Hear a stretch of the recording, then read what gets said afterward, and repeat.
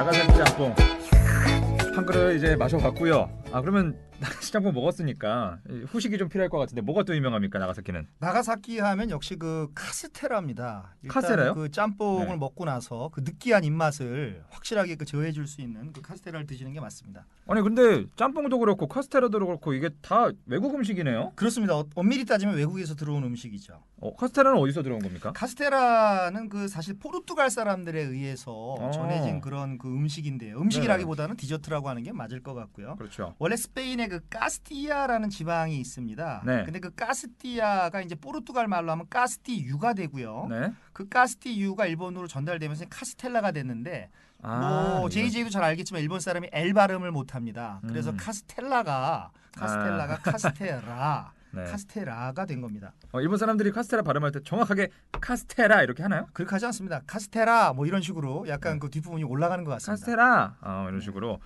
그러면 카스테라가 또 왜 유명한지 궁금한 게 저는 사실 카스테라는 안에 든 게 없잖아요. 저는 그렇습니다. 그냥 찐빵 같은 거 안고 이렇게 들어가 있고 팥 들어가 있고 이런 거 좋아하는데 사실 카스테라는 우유랑 같이 먹어야지만 좀 사르르 녹는 맛이 있거든요. 근데 이 카스테라는 왜 뭐가 다릅니까?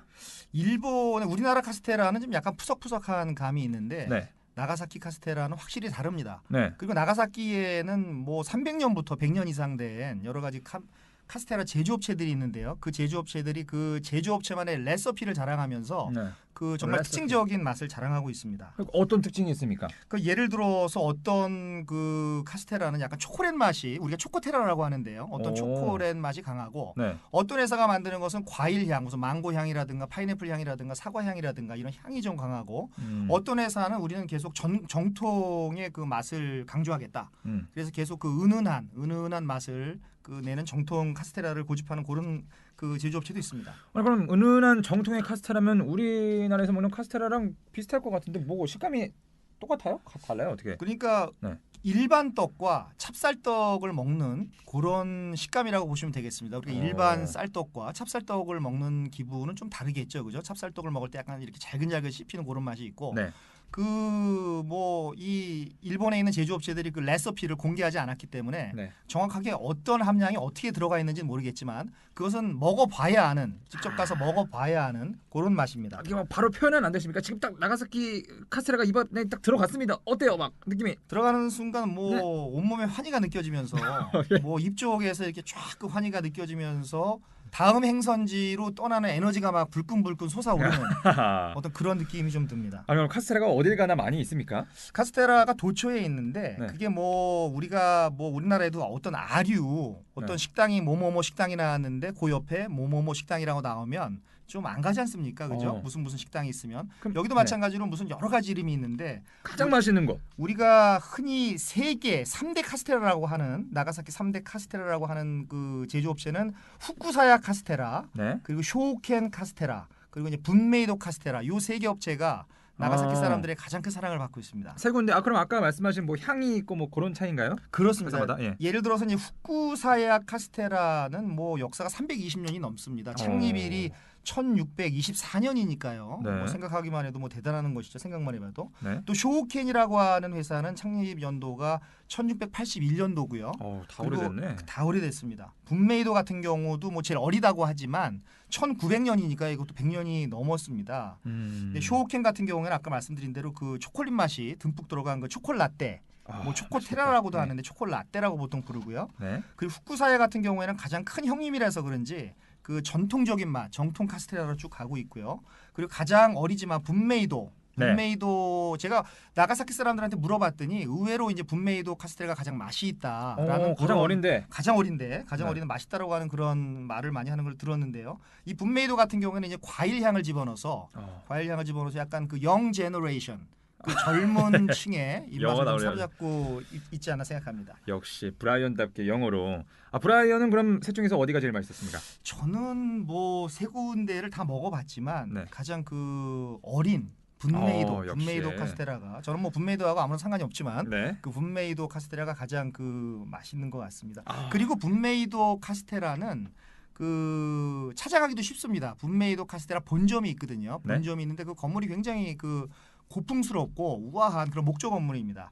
근데 그 1호선 전차 오하토역이라고 있습니다. 오하토역 바로 앞에 네. 바로 앞에 있어서 또 찾아가기도 쉽습니다. 알겠습니다. 그러면 오늘 나가사키 짬뽕에 이어서 후식인 나가사키 카스테라도 한번 맛을 봤습니다. 설명만 들어도 막 배가 부른 것 같고 입에서 막 사르르 녹는 느낌이 막 나네요. 나중에 나가사키 가면 제가 전통 카스테라들을 모두 먹어보도록 하겠습니다. 자, 나가사키가 보면 음식들이 다 외국에서 오고 이 다른 나라의 문화가 많이 들어왔다는 게 신기합니다. 전차도 그렇고 서양 문화가 좀 많이 있는 것 같은데 그럼 원래부터 나가사키는 서양 문화에 개방적이었나요? 그렇지 않습니다. 사실 그 1636년에 네. 1936년에 기독교의 포교가 금지가 됩니다. 사실 서양 선교사들이 동양으로 진출할 때 가장 큰 목적은 종교를 전파하는 것이죠. 종교를 전파한 이후에 그들의 문물을 전파하는 과정에서 어떤 비즈니스 시설을 늘려가는 게 하나의 전략이었는데 네. 일본도 역시 우리나라와 그 마찬가지로 1636년에 기독교 포교를 금지하게 됩니다. 그래서 처음에는 그 외세의 세력이 들어오는 것에 아주 극렬히 반대한 그런 나라였죠. 그런데 지금은 이렇게 서양의 느낌이 나고 그런 거네요. 그렇습니다. 근데 왜 그렇게 금지를 했었을까? 그러면 외국에 있는 분들이 들어오지도 못했겠네요, 거의.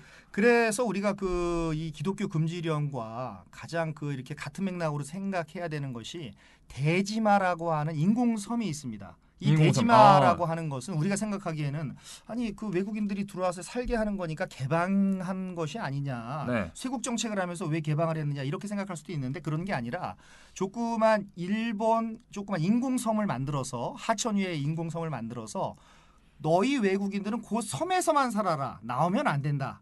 나오면 아하. 안 된다라는 그런 의미로 섬을 만들어줘서 어떻게 보면 대지마라고 하는 것은 일본 쇄국 정책의 상징 같은 그런 장소입니다. 대지마요. 예. 우리한테 손대지마 약간 그런 거 아닙니까? 지금 뭐 적절한 표현을 하셨는데요. 손대지마 너무 네. 멋진데요. 아니 그러면 이 대지마 섬은 대체 얼마나 한 거예요? 그 안에서 뭐 생활들이 가능할 정도의 크기입니까? 그 대지마 섬의 면적이라고 하는 것은 우리나라 글쎄 지금 뭐 평수 개념이 다 사라졌는데요. 네. 4,500평 정도 됩니다. 그 평방미터로 따지면은 제곱미터로 따지면 15만 제곱미터. 그걸 3.3으로 나누면 한 4,500평이 나오거든요. 네. 그 4,500평이라고 하니까 뭐 그렇게 넓지도 않지만 또 그렇게 사람이 못 살 정도로 좁지도 않은. 않고, 예. 그렇지만 그 안에 이제 어떤 뭐 관공서라든가 학교라든가 교회라든가 식당이라든가 심지어 그 술을 마실 수 있는 바라든가 이런 다 것들이 있네. 다 예. 들어있는 아주 그 일본의 조경 문화를 그대로 옮겨 놓은 듯한 네. 그런 작은 섬입니다. 그래서 중요한 것은 네. 일본 사람을 못 들어가게 했다는 게 중요하죠. 일본 사람들이 못 들어갔어요. 못 또? 들어갔습니다. 근데 인간이 사는 데에는 다 불법이 있는 거 아니겠습니까? 편법이 있으니까 네. 밤에 이제 야심한 그 틈을 타서 어. 물론 이제 뭐 이런 말씀 드려도 될지 모르겠지만 기생이 들어가고요. 그리고 어. 나올 때 기생이 어떤 물건을 갖고 나서 팔게 되고요. 네. 그러다 보니까 암암리에 암시장 형성이 되고요. 또 암시장이 형성이 되다 보니까 그 암시장을 통해서 외국 문물을 나가사키 사람들이 알게 되는 그런 역할을 하게 되는 곳이 바로 대지마입니다. 일본 사람들은 들어가고 싶어하고 또 안에 있는 외국 사람들은 또 일본으로 들어가고 싶어하고 그렇습니다. 서로 그렇네요. 그러면 이 인공섬을 그렇게 크게 만드는 기술이 그때 당시에도 있었나? 어떻게 만드는 거예요, 이런 거? 사실 그때는 기술이라기보다는 네. 그 섬을 만드는데 어떻게 돈이 문제였을 겁니다. 어떤 그 돈이 그 예산을 누가 될 것인가? 섬을 만드는데 뭐 일반 사람이 만들 수는 없으니까. 네. 그래서 그 나가사키에 있었던 25명 뭐 돈이 좀 있는 사람들이겠죠. 지역 유지들, 힘께나 쓰는 사람들, 돈이 좀 있는 사람들 25명이 의기투합을 해서 공동 출자를 해서 네. 말하자면 공동 출자를 해서 대지마를 만들게 됩니다. 근데 그 대지마를 만든 것은 어떻게 보면은 그 나가사키에도 영향을 미쳤고 또 나가사키 대지마를 통해서 일본의 문화가 해외로 나가는 그런 역할, 쌍방향 커뮤니케이션을 할 수 있는 그런 어떤 센터로서의 역할을 하게 된 것이죠. 그럼 지금 대지마 섬에 가면요 이것저것 많이 보존이 돼 있을 것 같아요. 입장료가 있습니까? 들어갈 때? 입장료가 일본은 뭐 어딜 가나 비쌉니다. 아이고, 그러니까 뭐 조금이라도 의미가 있고 조금이라도 볼 게 있으면 100엔이라도 받습니다. 100엔이라도 받고 150엔 받고. 근데 이곳은 그 600엔을 받습니다. 600엔이요? 네, 그러니까 6,000원 정도 되니까 좀 이렇게 이런 데를 보기 싫어하는 사람들, 그런 사람들은 이렇게 스킵하는 경우가 굉장히 많은데 네. 웬만하면은 보실 것을 저는 강추합니다. 왜죠? 그 가서 일단 그 일본 근대화를 느낄 수가 있고요. 네. 또 그 안에 들어가면은 그 아주 어린 아주 앳된 그 소녀들이 그 기모노를 입고 기모노를 입고 사진을 찍습니다. 어. 근데 의외로 이제 그 밖에 있는 일본 사람들은 사진 찍자 그러면 이렇게 외국인들을 좀 기피하는 경향이 있는데요. 네. 이곳의 기모노를 입은 그 소녀들은 그 사진 촬영에 굉장히 이렇게 잘 응해줍니다. 그래서 그게 소소한 사진 많이 찍는구나. 소소한 그 여행의 즐거움이 될 수가 있습니다. 우리도 한옥마을 가면 한복 입고 다니고 다 같이 사진 많이 찍고 하는데 거의 다 똑같군요. 그렇습니다. 600엔의 가치는 충분히 있습니다. 알겠습니다. 정말 나가사키만의 특징을 제대로 보여주는 곳이었던 것 같습니다. 가서 인생샷 이런 거 한번 찍어봐야겠네요. 아, 좋습니다. 지금까지 우리나라한테 손대지마 대지마 섬이었습니다. 자, 제가 또 오늘 오기 전에 공부 좀 했습니다. 제가 나가사키에 대해 잘 몰랐습니다. 진짜 무지함을 느꼈어요. 저는 사실 원폭이 떨어진 것도 몰랐습니다. 히로시마만 생각을 하고 있었지. 근데 아까 언급하셨던 게 기독교 포교가 금지가 됐다고 1636년에. 그렇습니다. 그런데 한국에서 나가사키로 성지순례를 많이 간다고 하더라고요. 그렇습니다. 아니, 이게 어떻게 된 일이에요, 이게?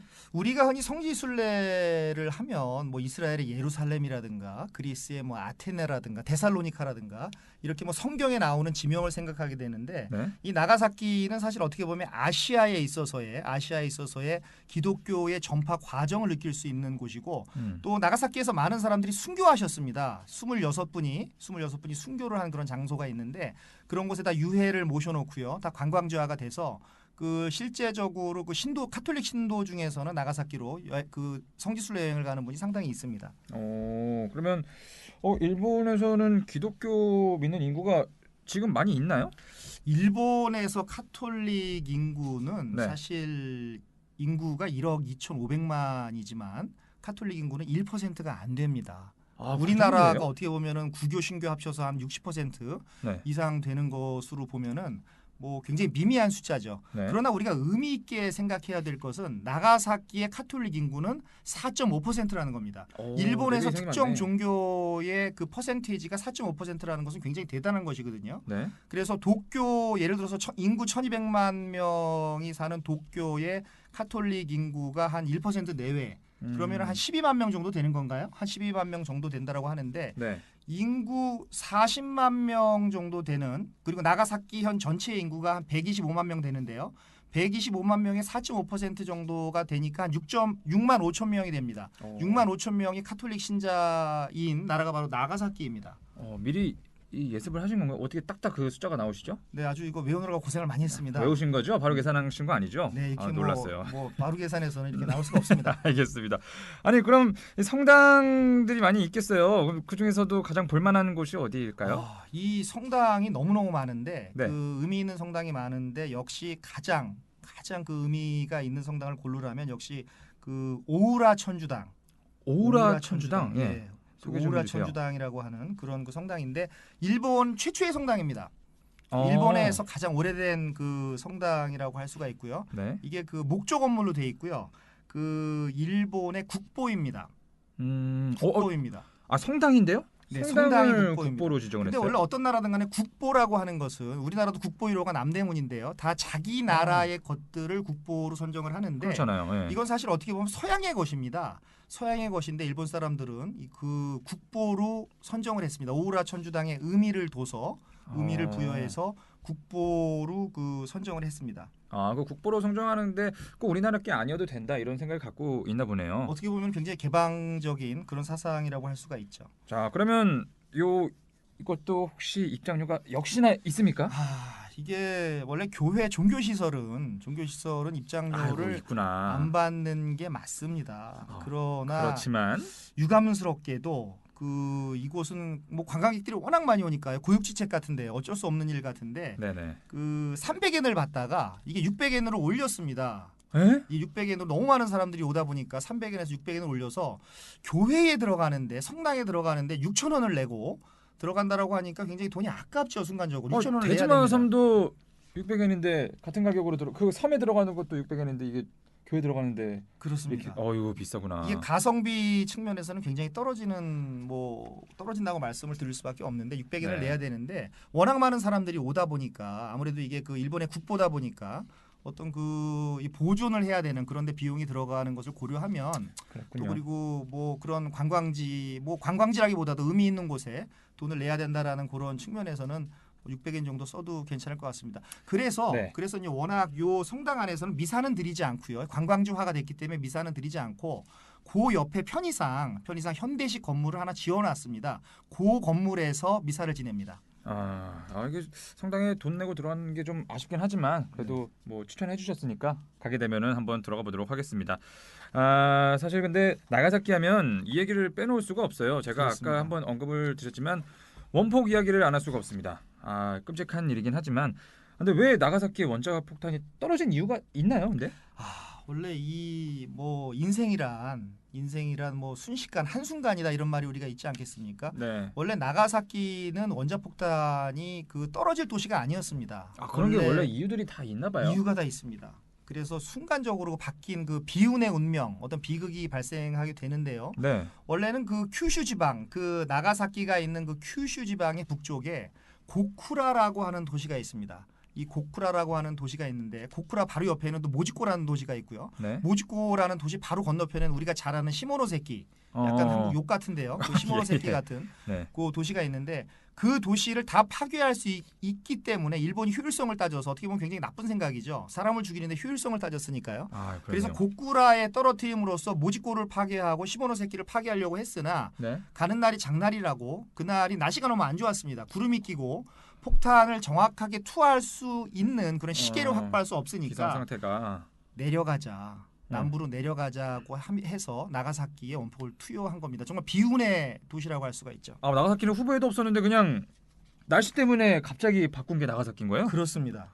아니 그럼 이렇게 막 터뜨려도 되는 거예요? 뭐 되게 위험한 건데 그냥 이렇게 할까 저렇게 할까 그냥 순간적으로 결정해서 그냥 터뜨려 버리네요. 저는 뭐 일본을 좋아하지도 않고 싫어하지도 않는 사람입니다만 어떻게 보면 저는 미국을 제 이름도 영어 이름 브라이언이 있어서 미국을 더 좋아하면 좋아했지 일본을 옹호하는 사람은 아닙니다만은 정말 이 시점에서는 어떻게 인류를 상대로 이런 그 핵무기를 실험을 했는가라는 그런 면에서는 굉장히 미국이 좀 미워지는 그런 포인트라고 아니할 수 없습니다. 실험이라고 하셨는데 그 어떤 실험이었나요? 사실 그 인류에게 직접 살상용으로 원폭을 실험한 것은 히로시마와 나가사키가 마지막이지 않습니까? 앞으로 일어나서는 안 될 일인데 이게 그냥 죽나 안 죽나 실험인가요? 실험이라고 저는 봅니다. 실험이라고 봅니다. 그러니까 사람을 상대로 인간을 상대로 아직 이 핵폭탄의 위력을 시험을 안 해본 상태였기 때문에 다 이제 그 지하 핵실험이라든가 우리가 북한이 하듯이요. 네. 지하 핵실험을 해왔는데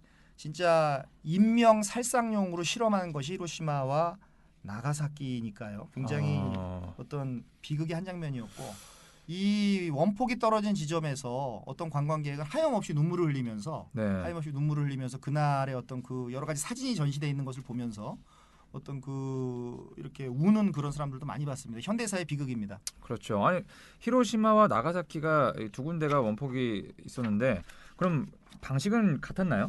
그게 방식이 다릅니다. 제가 그래서 미국이 실험했다라고 하는 말을 드린 이유가 뭐냐 그러면 히로시마에 떨어진 원자폭탄은 원료가 우라늄입니다. 우리가 원소기호 제가 화학 시간에 배웠던 거 다 잊어버렸는데요. 저도 잊어버렸습니다. 우라늄이고요. 235인가 233가로 기억이 되는데 나가사키에 떨어진 원자폭탄의 원료는 플루토늄입니다. 그러니까 히로시마에는 우라늄이 들어간 원자폭탄을 실험을 해본 것이고요. 그리고 나가사키에는 플루토늄이 들어간 원자폭탄을 실험을 해본 것이죠. 어떻게 그 방식이 다릅니다. 그 히로시마에 떨어진 원자폭탄 같은 경우에는 공중에서 폭발을 합니다. 공중 한 600m 정도 되는 지점에서 하늘에서 폭발을 합니다. 하늘에서 폭발을 해서 그 열기가 퍼지면서 사람을 죽이는 방식이고요. 나가사키에 그 투하된 원자폭탄은 그거보다 훨씬 아래 지면에 거의 닿을 듯 말 듯한 지면에 거의 뭐 100m 이내까지 내려와서 폭발했으니까 거의 뭐 지면에서 폭발했다라고 봐도 뭐 과언이 아니죠. 그러니까 하나는 저 위 600m 상공에서 폭발을 했고요. 하나는 저 아래에서 폭발을 한 것이니까 방식은 굉장히 다르다라고 볼 수가 있습니다. 그럼 생긴 것도 좀 다를 것 같은데요? 생긴 것도 다릅니다. 제가 여기서 약간 그 이 원자폭탄 투하 방식에서 좀 화가 나는 그런 그 어떤 대목인데요. 그 폭탄 이름을 지었습니다. 히로시마에 떨어진 그 원자폭탄에는 리틀보이라는 이름을 넣었고요. 나가사키에 떨어진 원자폭탄은 그 팬맨, 우리가 흔히 말하는 뚱뚱보죠. 팬맨이라고 하는 이름을 그 붙였습니다. 사람을 죽이면서 이렇게 희덕거리는 것도 아니고 사람을 죽이면서 어떤 폭탄 이름은 리틀보이, 어떤 폭탄 이름에는 그 팬맨. 근데 그게 뭐 어떤 장난이라기보다도 폭탄의 디자인이 그렇습니다. 리틀보이는 좀 홀쭉하고요. 그리고 팬맨은 가운데가 불룩합니다. 그래서 그 형태를 보고 약간 뚱뚱하게 생긴 것은 팬맨. 네. 그리고 약간 그 길어 보이는 것은 리틀보이 이렇게 진 것입니다. 길면은 리틀보이가 아니라 롱보이, 뭐 톨보이 이래야 되는 거 아니에요? 근데 이게 뭐 가로로 보느냐, 세로로 보느냐에 따라서 그 기준이 달라질 수 있기 때문에 네, 그 어떤 형태적으로 이렇게 나눈 것입니다. 아, 그렇군요. 아, 약간 팬맨, 리틀보이 이런 게 캐릭터 이름처럼 막 느껴지기도 하고. 그렇습니다. 그렇네요. 아, 정말 안타까운 일이 아닐 수가 없습니다.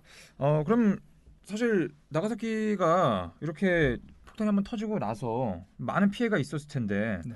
지금은 완벽하게 재건을 한 거잖아요. 지금은 뭐 대단합니다. 완벽하게 재건이 됐고 많은 전문가들이 나가사키 원폭 이후에 향후 100년 동안은 풀 한 폭이 살 수 없을 것이다 라고 이렇게 예상을 했지만 지금 뭐 자연이 다 복원이 됐고요. 네. 뭐 이렇게 사람들이 다 이렇게 살고 있는 걸 보면 우리 이 자연의 생명력이라고 하는 것, 자연의 강인함이라고 하는 것을 우리는 느낄 수 있는 것 같습니다. 알겠습니다. 끔찍한 일이 있었지만 이렇게 멋진 도시가 지금 잘 보존이 돼 있다는 게 정말 다행이네요. 여기서 한 가지 제가 더 말씀드리고 싶은 것은 그 히로시마에 떨어진 원자폭탄보다 나가사키에 떨어진 원자폭탄이 2배 이상 강한 겁니다.